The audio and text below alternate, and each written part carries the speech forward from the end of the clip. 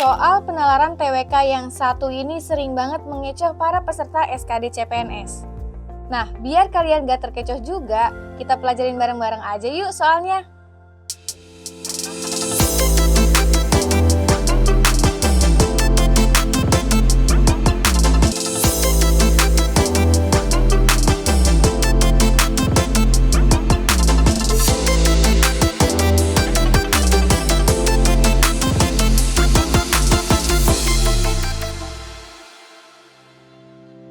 Assalamualaikum warahmatullahi wabarakatuh.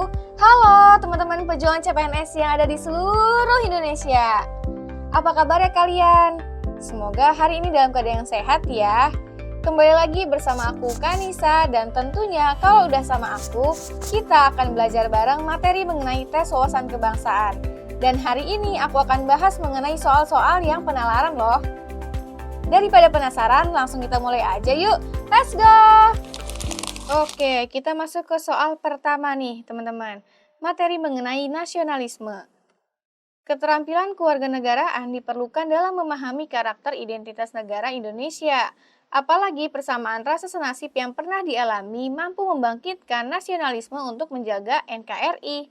Indikator yang menandai kecakapan kewarganegaraan dalam perwujudan nasionalisme adalah A. Mampu membedakan suku dan budaya bangsa, B. Berpegang teguh pada ideologi Pancasila, C. Keterkaitan terhadap adat istiadat daerah asal tidak boleh terlepas, D. Mementingkan golongan dibandingkan kepentingan umum, E. Melakukan voting pada setiap penyelesaian permasalahan. Nah, di sini teman-teman, yang ditanyakan adalah indikator yang menandai kecakapan kewarganegaraan dalam perwujudan nasionalisme. Intinya di sini nih teman-teman, yang mana sikap yang mencerminkan nasionalisme nih. Kita lihat opsi yang A, mampu membedakan suku dan budaya bangsa. Ini salah ya teman-teman. Kemudian kita ke opsi yang C nih, keterkaitan terhadap adat istiadat daerah asal tidak boleh terlepas. Ini juga salah ya teman-teman. Karena justru tidak mencerminkan nasionalisme, melainkan apa? Primordialisme ya. Kemudian yang opsi yang D, mementingkan golongan dibandingkan kepentingan umum. Ini salah ya teman-teman, karena kalau misalkan nasionalisme justru mementingkan kepentingan umum dulu, baru kepentingan pribadi atau golongan. Kemudian yang E, melakukan voting pada setiap penyelesaian permasalahan. Ini juga salah ya teman-teman. Kenapa? Voting nih, semestinya apa? Melalui musyawarah mufakat nih, yang mencerminkan nilai-nilai nasionalisme. Berarti yang mana nih teman-teman? Yang benarnya yaitu yang B ya, berpegang teguh pada ideologi Pancasila adalah indikator yang menandai kecakapan kewarganegaraan di dalam perwujudan nasionalisme. Jadi untuk soal ini yang tepat adalah opsi yang B. Oke, kita masuk ke soal nomor 3, materi mengenai bahasa negara. Di sini ada kalimat, kasus harian positif COVID-19 terpantau melandai. Meski begitu, ada 5 provinsi yang tercatat mengalami kenaikan kasus tertinggi. Perbaikan kesalahan ejaan pada kalimat tersebut adalah A. COVID-19 harusnya Coronavirus Disease 2019, B. Kata positif harusnya dicetak miring, C. Provinsi harusnya provinsi, D. Tercatat harusnya dicatat, E. Seharusnya tidak ada tanda koma setelah kata melandai. Nah, teman-teman, di sini nih, kita bahas mengenai perbaikan kesalahan ejaan. Yang benarnya yang mana nih teman-teman? Kita lihat dari opsi yang A dulu nih. COVID-19 seharusnya Coronavirus Disease 19 ini salah ya teman-teman, karena sebenarnya dengan menggunakan COVID-19 ini juga udah benar ya. Tidak perlu diubah. Kemudian kata positif harusnya dicetak miring. Nah, penggunaan penulisan yang menggunakan dicetak miring itu adalah untuk apa sih teman-teman? Untuk kata-kata dari bahasa asing ya. Apakah kata positif itu berasal dari bahasa asing? Tidak ya teman-teman, jadi tidak perlu dicetak miring. Kemudian kita ke opsi yang D, tercatat harusnya dicatat. Ini juga salah ya teman-teman, karena yang benarnya memang tercatat nih. Kemudian yang E, seharusnya tidak ada tanda koma setelah kata melandai. Ini juga salah, memang diperlukan tanda koma di sini teman-teman. Berarti yang salah adalah yang C ya teman-teman, provinsi seharusnya provinsi, teman-teman. Jadi di sini ejaan yang benarnya itu adalah memang provinsi ya, menggunakan V bukan menggunakan P, sesuai dengan Kamus Besar Bahasa Indonesia. Untuk soal ini jawaban yang tepatnya itu yang C ya. Oke, kita masuk ke soal nomor 4 nih. Materi mengenai Pancasila. Pak Didi dan Pak Akmal tinggal bersebelahan. Pak Didi beragama Islam, sedangkan Pak Akmal beragama Katolik. Walaupun berbeda agama, mereka tetap hidup dengan rukun dan saling menghormati kebebasan menjalankan ibadah masing-masing.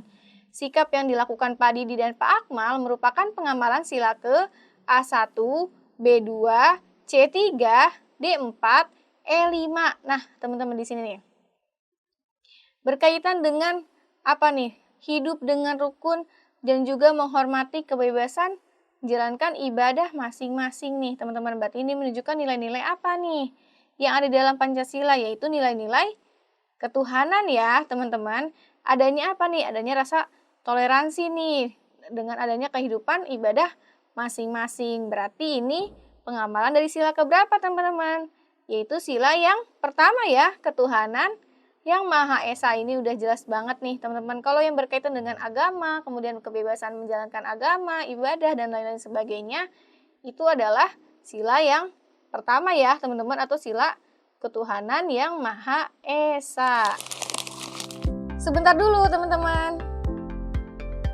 Sebelum aku lanjutin ke soal nomor 4, aku meminta tolong ke kalian untuk bantu channel ini agar terus berkembang dengan cara klik like video ini, kemudian tekan tombol subscribe dan juga nyalain notifikasi, dan juga share video ini ke pejuang CPNS lainnya. Kalau udah, yuk kita masuk ke soal nomor 4. Oke teman-teman, kita masuk ke soal nomor 4, materi mengenai integritas. Sebuah panitia seleksi penerimaan pegawai pemerintah harus memilih calon pegawai berdasarkan meritokrasi dan kompetensi. Namun, salah satu anggota panitia bernama Dika menerima tekanan dari seorang pejabat tinggi pemerintah untuk memilih calon yang memiliki hubungan pribadi dengan pejabat tersebut, seperti kerabat jauh atau anak dari sahabatnya meskipun calon tersebut kurang kompeten. Menurut kamu, yang harus dilakukan oleh Dika adalah A. Memilih calon yang memiliki hubungan pribadi dengan pejabat tinggi pemerintah. B. Menolak tawaran pejabat dan memilih calon berdasarkan meritokrasi dan kompetensi. C. Memilih calon tersebut tetapi melibatkan calon yang kompeten dalam proses seleksi. D. Menerima tawaran pejabat dan membagi hasil seleksi dengan calon yang kompeten. E. Menutup mata terhadap tawaran pejabat dan memilih calon yang kurang kompeten. Nah, teman-teman di sini nih. Ketika si Dika ini dia adalah panitia dalam rekrutmen pegawai dan dia dapat tekanan nih untuk memilih calon yang ada hubungan pribadi nih teman-teman. Semestinya apa yang harus dilakukan oleh Dika? Yang tentunya mencerminkan nilai-nilai integritas. Kalau misalkan kita berbicara mengenai integritas, maka kunci yang pertamanya itu adalah kejujuran dan juga kesesuaian antara apa yang difikirkan dengan apa yang diucapkan, terutama kejujurannya ya teman-teman. Nah berarti yang mana nih teman-teman yang semestinya dilakukan oleh Dika dan tentunya bercerminan dengan nilai integritas nih teman-teman. Yang A nih, memilih calon yang memiliki hubungan pribadi dengan pejabat tinggi pemerintah. Kira-kira apakah ini mencerminkan nilai integritas teman-teman? Tidak ya. Kemudian yang B, menolak tawaran pejabat dan memilih calon berdasarkan meritokrasi dan kompetensi. Nah ini nih jawabannya teman-teman. Ini adalah sikap yang memang semestinya diambil oleh Dika dan juga sesuai dengan nilai-nilai dan prinsip dari integritas nih teman-teman. Karena kalau misalkan Dika ini memilih calonnya itu berdasarkan hubungan pribadi daripada kompetensi, maka ini melanggar tentunya terhadap prinsip integritas dan juga integritas pelayan publik yang baik. Jadi teman-teman, untuk soal ini jawabannya adalah yang B ya. Oke teman-teman, kita masuk ke soal nomor 5 atau soal terakhir ya. Di sini ada materi mengenai UUD 1945. Pasal 28 berbunyi, kemerdekaan berserikat dan berkumpul, mengeluarkan pikiran dengan lisan dan tulisan dan ditetapkan dengan undang-undang. Salah satu pengamalan pasal ini yaitu A. Aksi unjuk rasa yang dilakukan mahasiswa berakhir ricuh. B. Ketua organisasi muda-mudi menetapkan aturan denda bagi anggotanya yang tidak menghadiri rapat. C. Budi, Laras, Eno, dan Citra sedang mendiskusikan rencana perayaan HUT RI di kampungnya. D. Lulu kesal karena pendapat yang dia sampaikan tidak disetujui oleh anggota rapat lainnya. E. Tian memberikan sejumlah uang kepada Eko dan sebagai gantinya Eko harus mendukungnya dalam pemilihan ketua RT. Nah, teman-teman di sini nih, pengamalan daripada pasal di dalam UUD 1945. Di soal ini pasal 28 ya, teman-teman, mengenai apa nih? Mengenai kemerdekaan berserikat, berkumpul, mengeluarkan pikiran secara lisan dan juga tulisan. Nah, berarti yang mana nih, teman-teman? Dari opsi jawabannya ada yang mencerminkan kemerdekaan tersebut, yaitu yang C ya, teman-teman. Budi, Laras, Eni, dan Citra sedang mendiskusikan rencana perayaan HUT RI di kampungnya. Nah, di sini nih, teman-teman. Ini mencerminkan adanya apa? Kemerdekaan dalam mengeluarkan pikiran dengan lisan nih, teman-teman. Di sini mereka mendiskusikan rencana perayaan HUT RI di kampungnya.